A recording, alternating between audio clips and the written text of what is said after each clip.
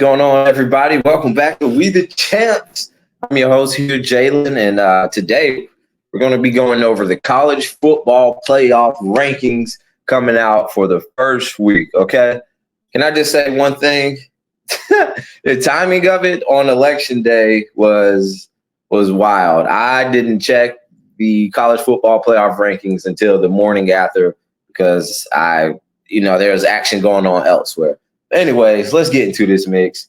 So the first college football playoff rankings are out and doesn't look too crazy. I didn't expect it to look too crazy, as well as I didn't expect it to be that much drama with where teams are ranked, specifically because of the new format and there being 12 teams in the college football playoff as opposed to 4 teams prior. All right, so let's get into it. Let's look at the top. I just want to shout out the Oregon Ducks.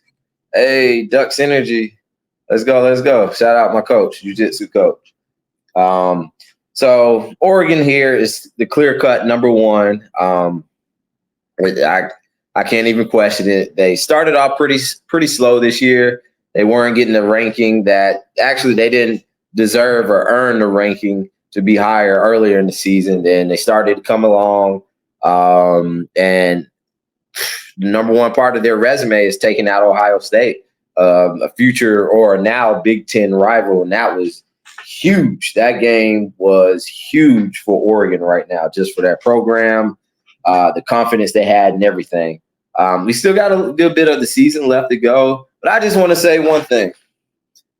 The Oregon Ducks were my preseason pick to win the Big Ten. I know a lot of people were very hype on Ohio State, like, oh, Ohio State, they got this, that, this. But the one thing that I felt gave Oregon the nod over Ohio State was Dillon Gabriel versus Will Howard as the quarterback. Now, Will Howard was solid. He transferred in there from Kansas State. He was solid, but I'm just like, is that really a guy that can get them over the top? Like, I know the talent around them is supreme. This was arguably going into the season one of the best rosters in the league. However, Dillon Gabriel's proven quarterback playing prior at Oklahoma. I just gave the nod to Oregon, and this is a well-deserved spot here. All right. And you're looking at the number 2 and the 3 spot. So in the AP poll, that's actually flip-flop. Ohio State's number 2, Georgia's 3 in the college football rankings, and is vice versa in the AP top 25. Now, this here, actually, hold on. What the hell? Okay, hold on. Let's look at this real quick. So these were two kind of evenly viewed teams throughout the beginning of the season or the first half. Georgia fell to Alabama. You know, that was a great game. If you did watch it, they came back. Ohio State just has a better loss. Oregon, number 1, and that's their only loss, and they lost by 1 point. Georgia lost by a late game interception to Alabama. I can't be so, guys, I'm liking Oregon. However, I am a Dogs fan, Bulldogs fan when it comes to football, college football. So I can't be mad here. Maybe if this was the 4-teamer, it'd be like, what? This is to be more of an uproar, especially from Dog Nation. But it's whatever. We'll see in the coming weeks. So we still have Tennessee and Ole Miss on the schedule, and Ohio State. Not quite too sure who they have to face off against. I know they have to play Michigan. Who else do they have in the Big Ten on the Big Ten schedule? All right. So the Buckeyes. So they still have to play Michigan, Northwestern, and Indiana. So we'll get into Indiana in a second here. Indiana is a very exciting team that is actually in this college football playoff rankings. All right. And then we got Miami at number 4. I believe that is fair for Miami right now. they haven't had the strongest schedule thus far this season. I mean, I know Florida State was on there. That was supposed to give them a chance to be like, oh, okay, prove yourself. But Florida State has been complete garbage if you've been watching the same sport I've been. Miami's sitting at 9-0, and I believe they're the top scoring offense in the nation right now. Yes, they're averaging 47.4 points per game at the moment, third in passing yards. Shout out to Cam Ward. But they've had some close calls to some more under the radar kind of teams. Let's see. They were down against California, Cal, really bad. They came back and won that 39-38. Had a close one with Virginia Tech, kind of close to Louisville. And, they beat Florida State and Duke convincingly. Granted, they were down significantly to Duke. And, yeah, so people are just seeing a flawed team. But this offense is supercharged right now. But looking at this schedule, none of these teams are currently ranked, but they're getting the job done. And hey, if they win out, there's no argument really to have Miami in this college football playoffs, especially if they win the ACC championship game. But, let's take a look at it in just a second to see if they actually do slip up. And I don't think they shouldn't overlook any team, Georgia Tech, especially at Syracuse in the last week of the season. All right, and we got Texas at number 5. That's straight. Texas lost to the Dogs. And that's their only loss thus far. Penn State at number 6. Penn State's only loss was to Ohio State. And I was kind of disappointed in them losing to Ohio State, but whatever. When are we going to see Penn State get over the hump? They got the quarterback. I thought they could get it done, but wasn't quite the case then. But there's still a lot of time left for redemption. And as long as they're in the college football playoff spot, that's all that matters, right? You want to be playing your best football come December and January. That's the case with this college football here. All right. We have number 7, Tennessee, chilling at the number 7 spot. And that was a little wiggity. Tennessee's cool. Hold on here. Sorry, guys. Let's take a little peep at Tennessee right here. So, Tennessee started off really high power with the offense. Nico, I still can't pronounce his name. I'm sorry, dude. They took a midseason loss at Arkansas. They lost 19-14. And if you look at their best wins, they beat Alabama. Kentucky's a tough team, but Kentucky's still not a ranked team. They beat Oklahoma, and NC State dragged NC State at the time, and NC State was ranked. Now we're getting into the category, if these teams lose again, will they keep their spot in the college football playoffs? It's going to get icky in that back 10 from about 10 to 15. That's where it's going to get icky at. But like I said, it won't be as controversial because, you're looking at teams on the outside trying to look in, and it's not quite the same with the top 4 for the college football playoffs previously. All right. Now we get to a little bit of a controversial spot in the rankings, okay? It's not too crazy, but we got Indiana and BYU here. Indiana is undefeated, 9-0 in the Big Ten, and we have BYU, a Big 12 team, leading the Big 12, sitting at number 9, and they're also undefeated. I just guess these teams aren't getting the recognition because of how big of football schools they've been recently. I mean, look at Tennessee and Penn State. Those are household names.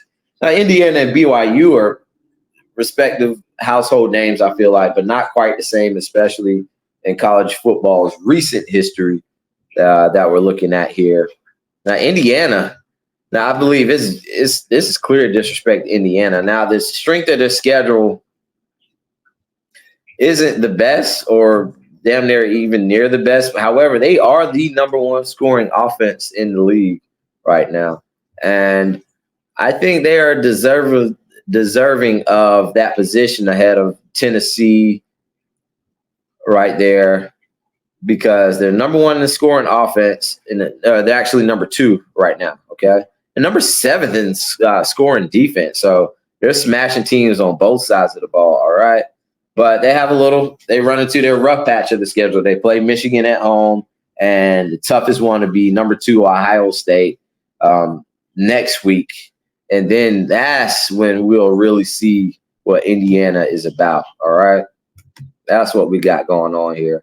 But I would still like to see them above in that spot right there. And then BYU, man, let me tell you about BYU. So I had a parlay about some weeks back. You know, it's Kansas State playing at BYU. I'm thinking, okay, undefeated. Kansas State's got the dogs. They got the coaching. Avery Johnson, quarterback. DJ Giddens, running back. They're going to get this done. And it was a bust down. This was my last leg of the parlay, and I lost this game. I was very upset because I didn't win my money. However, BYU showed me something. I was very impressed with BYU right there. And I believe with the spot they're in, they beat Kansas State. They beat some other teams out in the Big 12. But you look coming up, they don't have any ranked teams. I mean, preseason, you had Utah that was ranked.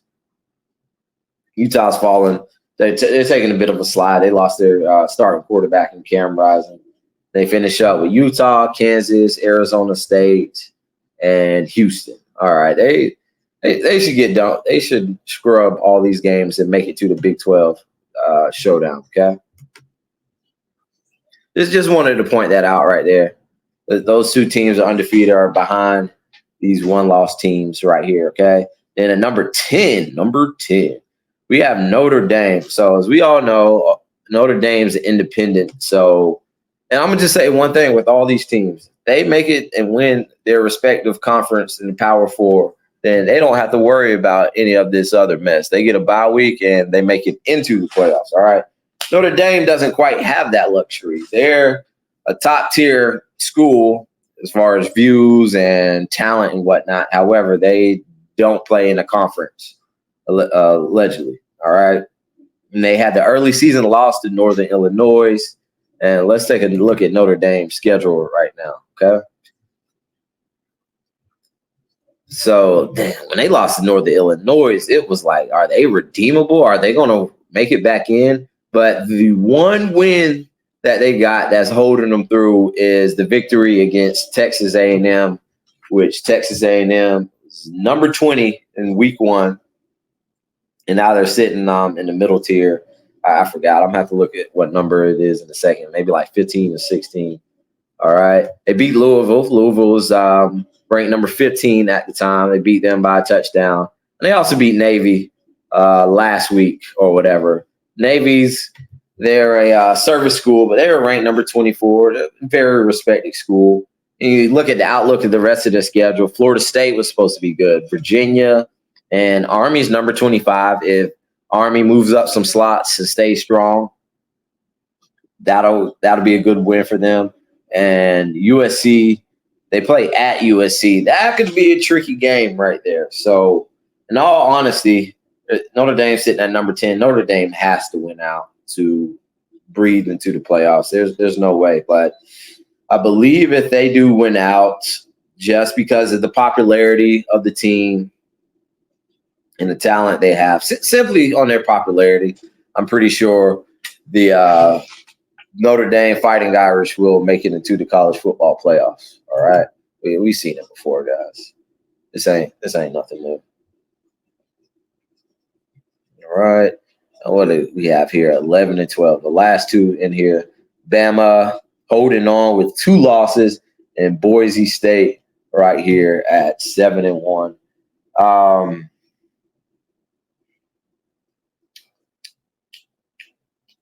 This is a tough category right here. I think,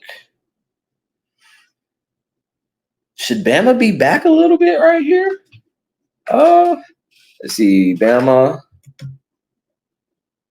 Let's take a dive into Bama real quick. So we all know Bama is Bama. You know what I'm saying? They lost to Vanderbilt and at Tennessee. They do have a pretty tough schedule. Not going to front them on that. Let's see here. They play LSU, and they have that rivalry game against Auburn, the Iron Bowl, at the end of the season. And in the past, there's been times it's a rivalry bowl. It's the game. It's the Iron Bowl, so we all know what can happen there. Bama controls their destiny to make the college football playoffs, I believe. Getting a victory over number 15 LSU will throttle them into the college football playoff look. But 3 losses. I know we were talking earlier this season about a 3-loss team possibly making it in. I just don't see it. I don't see it right now. 3 losses because there are so many 2-loss teams that I think can actually make something happen in this playoffs. But hey, we'll see, man. We'll see, Crimson Tide.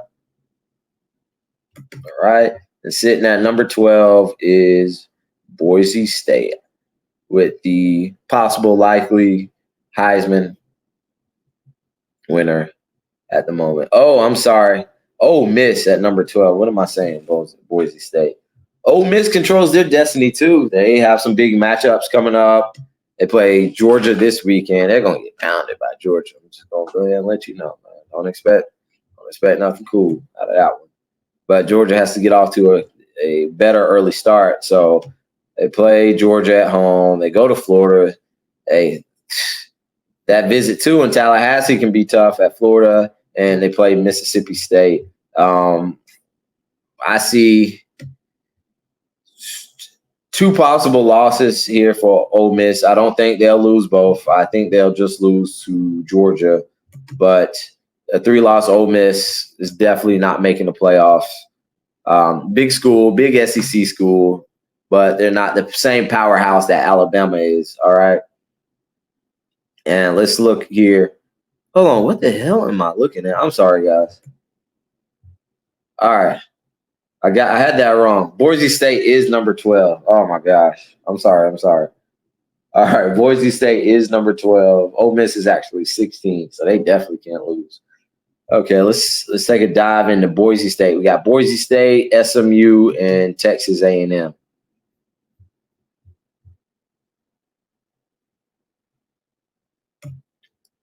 All right, I'm looking at Boise State. They don't have too many earn-it games left, but I think they're sitting there with 1 loss. If they win their conference, Mountain West Conference, they're definitely in. And then with the running back, you're talking popularity, Ashton Jeanty. Folks are going to want to see him. It's something pretty similar to when Oklahoma had Trey Young on their team, and it's like they weren't a great team, but they made it to. They still got voted in, got the nod in for the NCAA tournaments because folks wanted to see Trey Young play in the tournament. All right, and we got SMU, Texas A&M, and Ole Miss. These are teams that likely they somewhat control their destiny. But if you look just behind them right there, one conference I've really been invested into is the Big 12. And the Big 12 teams have just been eating each other alive. Iowa State took a loss to Houston they shouldn't have taken. And Kansas State is a 2-loss team sitting at number 19. All right. So they're in the Big 12. BYU is leading the Big 12 currently. Now, my question is, what are the chances we see? Now, we know there's going to be multiple Big 12 teams, Big 10 teams and multiple SEC teams. However, how many ACC teams will we get and how many Big 12 teams will we see get in there? Okay. Miami should win out the rest of the season unless they stub their toe in the last week against Syracuse playing in New York. Clemson didn't do themselves any favors by losing and getting knocked at number 23. They kind of controlled their destiny at a point until that game. That Georgia loss was forgivable. I mean, it's Georgia, and it was week number 1. SMU, maybe. SMU sitting at number 13. it just depends on however those teams play around them. I mean, if SMU wins out, they're definitely in the college football playoffs. But actually, let me take a look at SMU one more time. All right.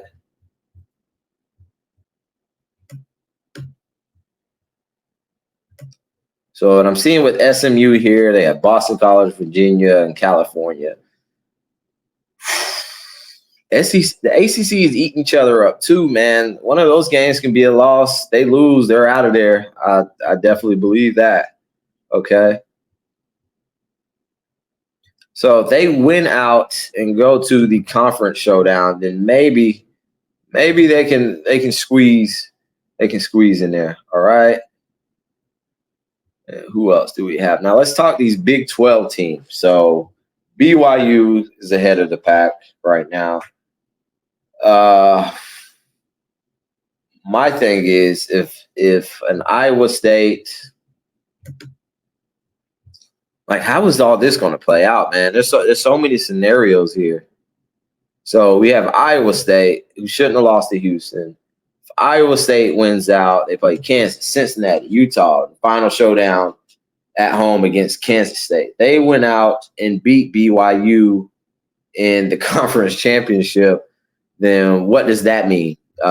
They get the nod. Does BYU get in there too? Which I think so. I believe BYU should get in.